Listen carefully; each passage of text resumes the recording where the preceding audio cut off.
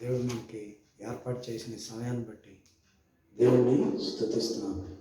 దేవుడు మనకి ఏర్పాటు చేసిన సమయాన్ని బట్టి మీకు వందనాలు. మీరు బాగున్నారా?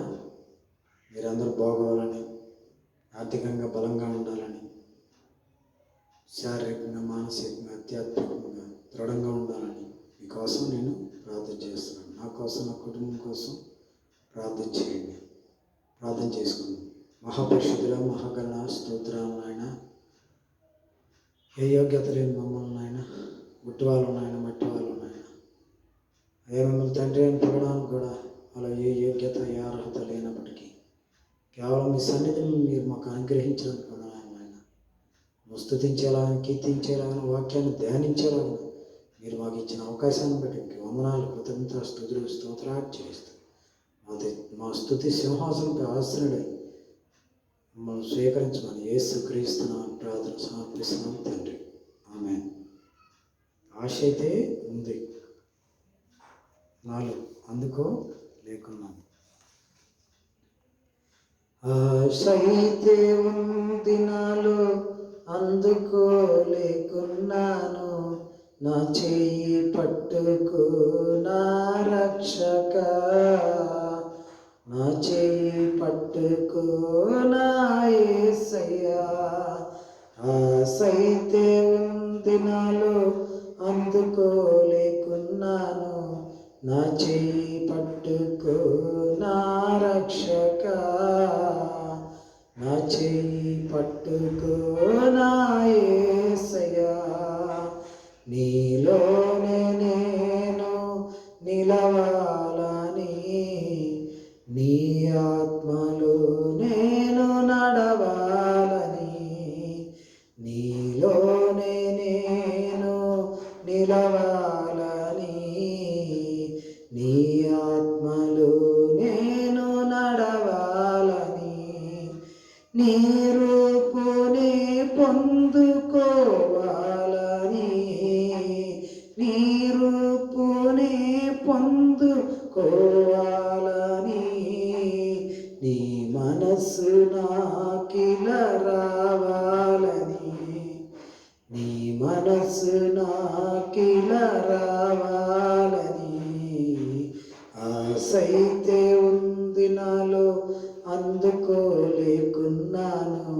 నా చెయ్యి పట్టుకో నా రక్షక, నా చెయ్యి పట్టుకో నా యేసయ్యా. నీ ప్రేమనే కలిగి ఉండాలని, నీ ఫలము నాలో పండాలని, నీ ప్రేమనే కలిగి ఉండాలని, నీ ఫలము నాలో పండాలని, నీ కృపతో నా మది నిండాలని, నీ కృపతో నా మది నిండాలని, ఆత్మాగ్ని నాలో మండాలని, ఆత్మాగ్ని నాలో మండాలని. ఆశైతే ఉంది నాలో, అందుకో లేకున్నాను. నా చెయ్యి పట్టుకో నా రక్షక, నా చెయ్యి పట్టుకో నా యేసయ్యా. ఆనాటి పౌలులా బ్రతకాలని, ఆశ్చర్య కార్యాలు చేయాలని, ఆనాటి పౌలులా బ్రతకాలని, ఆశ్చర్య కార్యాలు చేయాలని, ఆత్మీయ శిఖరాలు ఎక్కాలని, ఆత్మీయ శిఖరాలు ఎక్కాలని, అపవాదిని చితుక త్రొక్కాలని, అపవాదిని చితుక త్రొక్కాలని. ఆశైతే ఉంది నాలో, అందుకో లేకున్నాను. నా చెయ్యి పట్టుకో నా రక్ష రక్షక, నా చేయి పట్టుకో నా యేసయ్యా. ఆశైతే ఉంది నాలో అందుకోలేకున్నాను, నా చేయి పట్టుకో నా రక్షక, నా చేయి పట్టుకో నా యేసయ్యా. నా చేయి పట్టుకో నా రక్షక, నా చేయి పట్టుకో నా యేసయ్యా. ప్రార్థన చేసుకుందాం, దేవుణ్ణి మహింపరచుకుందాం. మహాపరిశుద్ధుడా, మహాగణ స్తోత్రాలు నాయన. ఇంతవరకు నాయన స్తుతి సింహాసనంపై ఆసనుడి మమ్మల్ని స్వీకరించి మా స్తుతి స్తోత్రాలను స్వీకరించిన మా ప్రియ పరలోకపు తండ్రి, పాటల ద్వారా మీ నామానికి మహిమ ఘనత ప్రభావం తెచ్చుకున్నదా కొందనాలు నాయన.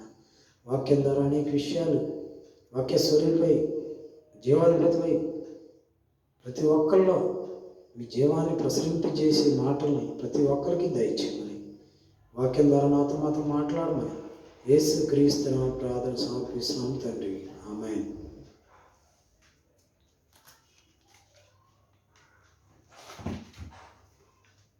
మనకి ఏర్పాటు చేసిన మత్తయి సువార్త 5వ అధ్యాయం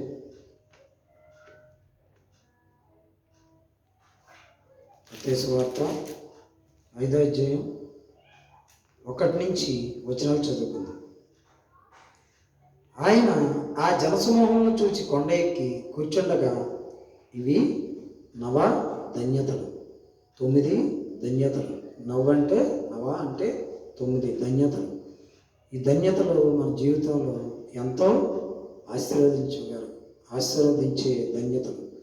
ఆ వాక్యాన్ని శ్రద్ధగా, వాక్య స్వరూపమైన ప్రభువైన యేసుక్రీస్తు మాటను శ్రద్ధగా మనం విందాం. 1వ వచనం. ఆయన జనసమూహములను చూచి కొండ ఎక్కి కూర్చుండగా ఆయన శిష్యులు ఆయన వద్దకు వచ్చారు. అప్పుడు ఆయన నోరు తెరిచి ఎలాగూ బోధింపసాగారు. ఆత్మ విషయమై దీనులైన వారు ధన్యులు, ఆత్మ విషయమై దీనులైన వారు ధన్యులు, పరలోక రాజ్యం వారిది. దుఃఖపడువారు ధన్యులు, వారు ఓదార్చబడుదురు. సాత్వికులు ధన్యులు, వారు భూలోకమును స్వతంత్రించుకుందురు. నీతి కొరకు ఆకలి దప్పులు గలవారు ధన్యులు, వారు తృప్తిపరచబడుదురు. కనికరము గలవారు ధన్యులు, వారు కనికరం పొందుదురు. దేవుడు మనకి పర్వత ప్రసంగంలో అనేక మాటలు మనకు దయచేస్తున్నాడు. కొండ మీద ప్రసంగం ఇది. సర్వసామాన్యంగా అందరూ ఉదాహరించే పర్వత ప్రసంగం 5 నుంచి 7 అధ్యాయాల్లో ఉంది. దీనిలో నీతికి సంబంధించిన దైవ సిద్ధాంతాలు ఉన్నాయి. వాటి ద్వారా క్రైస్తవులందరూ దేవుని కుమారుల్లో విశ్వాసంతో మనలో నివసించే ఆత్మశక్తి సహాయంతో జీవించాలి. దేవుని రాజ్యానికి చెందిన మనమంతా క్రీస్తు ప్రసంగంలో బోధించే నీతి కొరకు ఆకలి దప్పులతో జీవించాలి. నీతి కొరకు ఆకలి దప్పులతో జీవించాలి అంటే మనకి ఆహారం లేకపోయినా నీతి కొరకు మనం జీవించాలి. ఆ నీతే ప్రభువైన యేసుక్రీస్తు నీతిమంతుడు. ఆత్మ విషయమే దీనిలోని వారు ధన్యులు. ధన్యులు అన్న పదం క్రీస్తుతోనూ ఆయన వాక్యంతోనూ సంబంధం కలిగి ఉంది గనుక అది దేవుని రాజ్యాన్ని, ఆయన ప్రేమను, ఆయన శ్రద్ధను, రక్షణను, అదిను, ఆయన సన్నిధిని పొంది క్షేమంగా ఉండే వారిని గురించి తెలియజేస్తుంది. దేవుని రాజ్య దీవెనలు పొందాలంటే మనం కొన్ని పనులు చేయాలి. అంటే ఈ లోక విధానాలను విలువలను బట్టి గాక లేఖనాల్లో తెలియజేసిన దేవుని మార్గాలతో విలువలతో నడవాలి. వాటిలో మొదటిది ఆత్మవిషయమే దీనిలై ఉండాలి. అంటే దేవుని రాజ్య వారసులం కావాలంటే మనం ఆధ్యాత్మికంగా ఏమీ లేని వారమని, మనకు పరిశుద్ధాత్మ ఇచ్చే జీవితం, శక్తి, కృప ఎంతైనా అవసరమని గ్రహించాలి. దుఃఖపడటం అంటే దేవుని నీతి, దేవుని రాజ్యపు శక్తి ప్రమాణాలకు సంబంధించి మన బలహీనతను గురించి దుఃఖపడటం, దేవుణ్ణి దుఃఖపెట్టే విషయాలను గురించి విచారించడం, దేవుని భావాలను భావాలకు అనుగుణంగా భావాలను మనం కలిగి ఉండడం. ప్రపంచంలో కనిపిస్తున్న పాపం, అవినీతి, క్రూరత్వాన్ని గూర్చి మన ఆత్మలో దుఃఖపడడం అని కూడా దీని అర్థం. దుఃఖపడేవారు తండ్రి నుండి నీతియు, సమాధానము, పరిశుద్ధాత్మైన ఆనందమును పొందడం ద్వారా ఓదార్పు పొందుతారు. సాత్వికులు దేవుని పట్ల వినయం, అనుకువ గలవారు సాత్వికులు. వారు ఆయనలో తమ ఆశ్రయాన్ని కనుగొంటారు. తమ మార్గాన్ని ఆయనకు పూర్తిగా అప్పగించుకుంటారు. వ్యక్తిగతంగా తమకు ఏం జరుగుతుందో అని గాక దేవుని పని గురించి, ఆయన ప్రజలను గురించి ఎక్కువ ధ్యాస గలవారై ఉంటారు. చివరికి భూమిని స్వతంత్రించుకున్నది దురాక్రమణదారులే కాదు, సాత్వికులే. నీతి కొరకు ఆకలి దప్పులు. పర్వత ప్రసంగంలో ఇది అతి ప్రాముఖ్యమైన వచనం. ఒకటి, దైవభక్తి గల జీవితానికి నీతి కొరకు ఆకలి దప్పులు పునాదిగా ఉండాలి. నీతి కొరకు అలాంటి ఆకలి మోషేలో, కీర్తనాకారంలో, అపోస్తలుడైన పౌలులో చూస్తాం. క్రైస్తవుల జీవితమంతా వారి ఆధ్యాత్మిక స్థితి దేవుని సన్నిధి మీద, దేవుని వాక్యం మీద, క్రీస్తు సహవాసం మీద, ఆత్మ సహవాసం మీద, నీతి మీద, దేవుని రాజ్య శక్తి మీద, ప్రభు రాకడ మీద, వారికి ఉన్న ఆకలి దప్పులపై ఆధారపడి ఉంటుంది. 2, దేవుని విషయాలను గురించి క్రైస్తవులకు ఉన్న ఆకలి లోకాలోచనలు మోసకరమైన కలిమి. క్రీస్తులో నిలిచి ఉండలేకపోవడం, వస్తు సముదాయాలపై అపేక్ష అనే వాటి మూలంగా నాశనం అవుతుంది. వస్తు సముదాయాలపై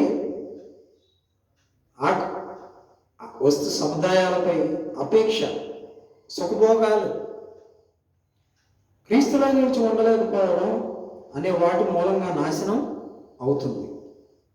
దేవుని గురించి, ఆయన నీతిని గురించి ఆకలి విశ్వాసంలో నాశనమైనప్పుడు వారు ఆధ్యాత్మికంగా చనిపోతారు. ఈ కారణంగా మన జీవితాల్లో ఒప్పుదల కలిగించే పరిశుద్ధాత్మకు మనం స్పందించేవారిగా ఉండడం ఎంతో అవసరం. నీతి కొరకు ఎవరైతే ఎడతెగని ఆకలి దప్పులు కలిగి ఉంటారో వారు తృప్తి పరచబడతారు. కనికరం గలవారు. పాపం వల్ల కానీ, దుఃఖం వల్ల కానీ, బాధల్లో ఉన్నవారి పట్ల ఎవరు దయ, జాలి కలిగి ఉంటారో వారే కనికరం గలవారు. అలా బాధపడేవారిని యేసుక్రీస్తు ద్వారా దేవుని కృపకు, ఆయన సహాయానికి తీసుకొని వచ్చి వారి బాధను తగ్గించాలని కనికరం గలవారు మనపూర్వకంగా కోరుకుంటారు. ఇతరులకు కనికరం చూపడం ద్వారా మనము కనికరం పొందుతాం. హృదయ శుద్ధి గలవారు ధన్యులు, వారు దేవుని చూచెదరు.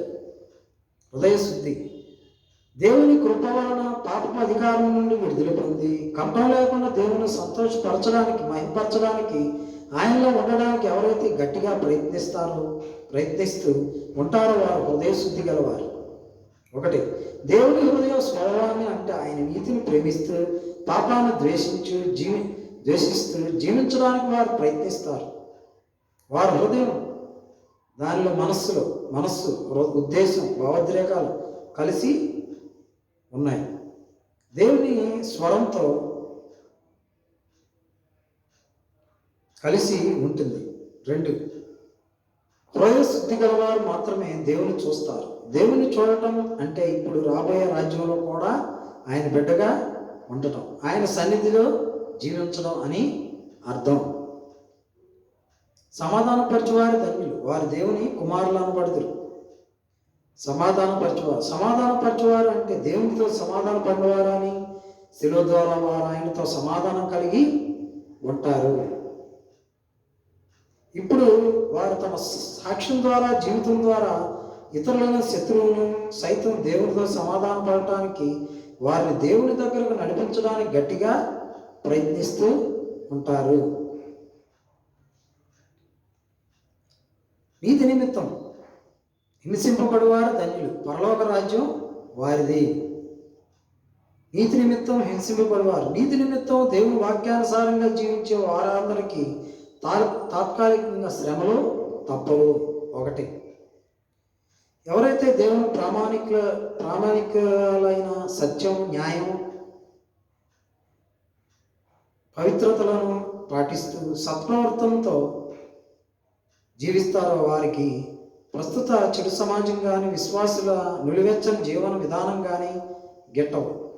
వారు అలాంటి వారితో రాజీ పడలేరు. వారు మనుషులకు అప్రియులు. వారిని ప్రజల దగ్గరకు రానియరు.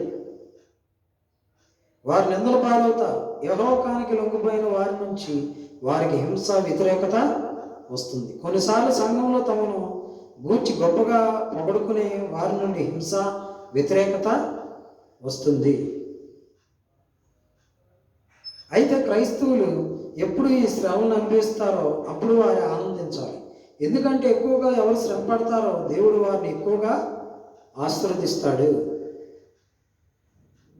2, క్రైస్తవులు అవమానం, హేళన, నష్టం వీటన్నిటినీ తప్పించుకోవడం కోసం దేవుని చిత్తం జరిగించే విషయంలో, తప్పిపోయే శోధన విషయంలో జాగ్రత్తగా ఉండాలి.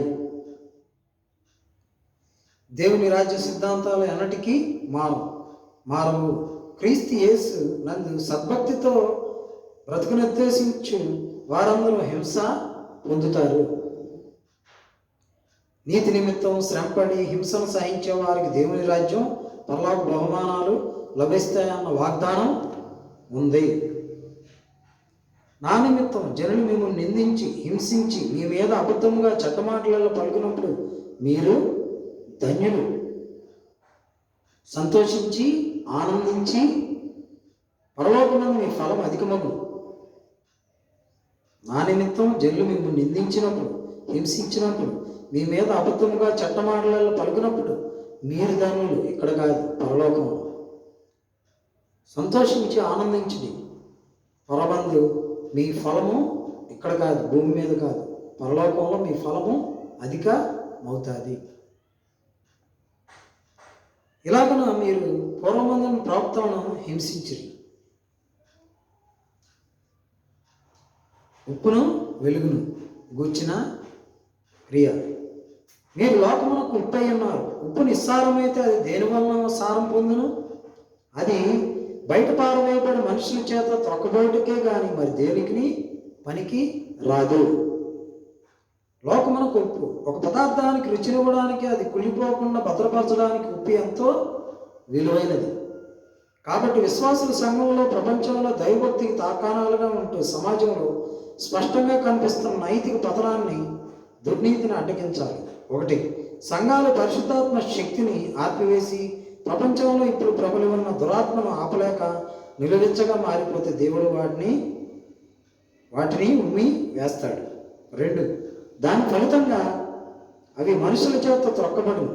అంటే నిలువెచ్చగా ఉండేవారు వారి కుటుంబాలతో సహా దైవభక్తి లేని సమాజ విధానాల విలువల నాశనం చేయబడతారు. మీ లోకమునకు వెలుగే ఉన్నారు. కొండ మీద నుండి పట్టణము మరుగై ఉండ నేరదు. మనుషులు దీపం వెలిగించి కొంచెం కింద పెట్టరు కానీ అది ఇంట నుండి వారందరికీ వెలిగించుటకై దీపస్తంభం మీదనే పెట్టుదురు. మనుషులు మీ సత్క్రియలను చూచి పరలోకమందున మీ తండ్రిని మహింపరచినట్లు వారి ఎదుట మీ వెలుగు ప్రకాశింప నీయుడి. ఉప్పును రుచికరంగా ఉంటుంది. వెలుగు అది మనకి మార్గం తెలిసింది. వెలుగు అంటే ప్రభువుని యేసుక్రీస్తే ఆ ఉప్పు, వెలుగు.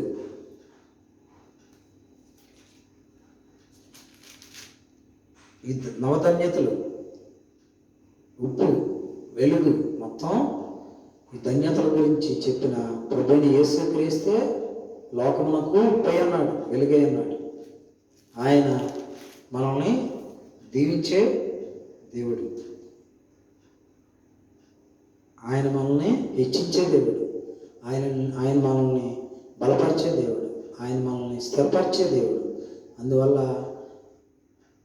మీరు నా నిమిత్తం జనులు మిమ్మల్ని నిందించి, హింసించి, మీ మీద చెడ్డ మాటలు పలుకున్నప్పుడు మీరు ధన్యులు. అంటే మీరు నిందించినా, హింసించినా, చెడ్డ మాటలు మీ మీదకి వచ్చినా మీరు ధన్యులు. ఇక్కడ కాదు, పరలోక రాజ్యంలో. ఇక్కడ మహా ఉంటే 70 సంవత్సరాలు, 80 సంవత్సరాలు. కానీ ఆ పరలోక రాజ్యంలో ఆయన నీతి, ఆయన సమాధానం, ఆయన ప్రసన్నత, ఆయన మహిమ, మనం కలకాలం ఆయనతో బ్రతకాలని, ఆ పరలోక రాజ్యంలో ఆ సింహాసనం ఎదుట మనం యుగయుగాలు ఆయనతో నివసించాలని ఈ మాటలో ఎన్నో మనకి ఉత్తేజాన్ని, ఆత్మకి సంతృప్తిని ఈ మాటలు మనకు కలిగజేస్తున్నాయి. అందువల్ల మనం ఈ మాటలని మన హృదయంలో పెట్టుకొని ప్రభు కోసం, ఆయన రాజ్యం కోసం, ఆయన సాక్షులుగా, ఆయన రాజ్యాన్ని, నీతిని వెలిగేవారిగా, ఆయన కొరకు, ఆయన ఇచ్చే ఆశీర్వాదాల కొరకు కాక ఆయన కొరకే మనం జీవిద్దాం. ఆయన మహిమను మనం పొందే విధంగా మనం జీవిద్దాం. దేవుని పరిశుద్ధ మాటలు దేవుడు దీవించిన గాక. మహాపరిశుద్ధ, మహాగణుడ, స్తోత్రాలు నాయన. అయ్యా మా జీవితంలో నాయన, అయ్యా మీరే నాయన మంచి మాటలు, కనికరం గలవారు ధన్యులు, వారు కనికరం పొందుతారు. సమాధానపరిచేవారు ధన్యులు, వారి సమాధాన దేవుని కుమారులు అనబడతారు అని చెప్పి ఉన్నాను నాయన. అవునాయన, మీ మంచి మాటలు, మేలుకరమైన మాటలు. అయ్యా లోకంలో మీరు ఉప్పు అన్నారు, ఉప్పు వేస్తేనే రుచి. అయ్యా ఈ లోకంలో వెలుగై ఉన్నారు, మీరుంటేనే మా జీవితాలకు వెలుగు, రుచికరమైన జీవితం. అయ్యా మీరు మా హృదయంలో, మా హృదయ సింహాసనంపై నిల్చుండి అయ్యా మీరు తట్టుచున్నారు. మా హృదయంలో తలుపు తీయట్లేదు, అందువల్లే మీరు మా హృదయంలోకి రావట్లేదు. అలాంటి వారిగా మేము ఉండకోకుండా ఇదిగో మీ ద్వారం అందు నిల్చుండి హృదయం తట్టుచున్నాను. ఎవరైనా తలుపు తీసినాడలా, హృదయాన్ని తలుపు తీసినాడలా నేను వచ్చి అతనితో, నేను నాతో కూడా అతను భోజనం చేస్తామని మీరు మాట్లాడి ఉన్నారు నాయన. రుచికరమైన మాటలు మా హృదయంలో దాచుకొని మీ కొరకు సాక్షులుగా జీవించే ధన్యతను, భాగ్యాన్ని ప్రతి ఒక్కరికి దయచేయమని, ప్రతి కుటుంబాన్ని దీవించి ఆశీర్వాదం దయచేయమని యేసు క్రీస్తు నామమున ప్రార్థన సమర్పిస్తున్నాం తండ్రి. మన పరమ తండ్రి అయిన దేవుని ప్రేమ, కుమారుడైన యేసు క్రీస్తు కృప, ఆయన పరిశుద్ధాత్మ, ఆయన సన్నిధి సహవాసం యూట్యూబ్ ద్వారా, ఫేస్బుక్ ద్వారా ఎంతమంది అయితే చూస్తున్నారో ప్రతి ఒక్క కుటుంబాలను దీవించి, ఆశీర్వదించి, అభివృద్ధిపరిచి మేలుకరంగా మీ కొరకు జీవించే మీ సన్నిధిని అనుభవించును గాక. ఆమేన్.